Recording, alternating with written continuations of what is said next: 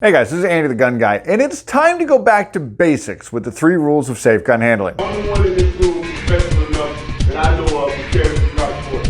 I'm the only one. Shoot or what? The ammunition.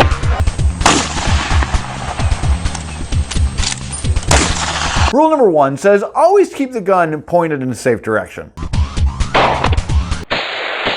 Keep going. All right, there you go. Put on safe and stay! And he was very direct. He disarmed the gentleman, cleared the weapon, and evacuated them from the range. Now, a lot of people think this is pretty self-explanatory, but it's not. So safe direction is pretty much defined as any place that if you point your gun at it and blow it up, it's okay. Dirt, your target, a designated place in your home that you know nobody is going to be on the other side of. And if you don't have a safe direction in your home, you've got paper walls like this. You know, one of the things that you can do is set up a series of books on a bookshelf. So when you're practicing at home, if that gun goes off, you know that that round is not going to go through those books and it's going to be able to be stopped before it actually creates any damage. That goes for the same as an apartment building or anything like that, where if it goes through a wall, you could have some trouble. Now, rule number 2 says always keep your finger off the trigger until ready to shoot. Pull it up.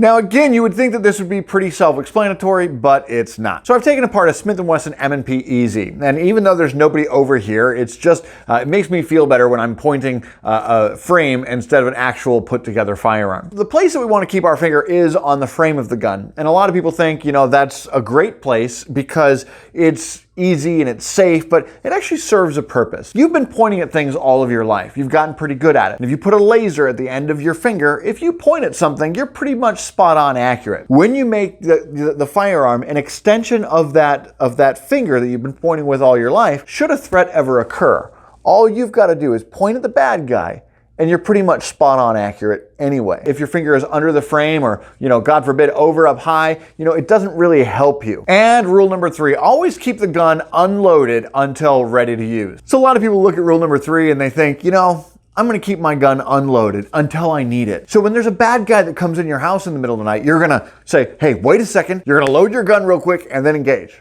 Right? No. Rule number 3 says always keep the gun unloaded until ready to use. Now, if that gun is on your hip, in your purse, in your vehicle, or somewhere in your home, if it's there in case of an emergency, if it's there in case somebody comes in and tries to do harm to you, or somebody comes at you and tries to do harm for you, you're currently using it. Just because it's not in your hand or you're not actively shooting it at a range doesn't mean that you're not using it.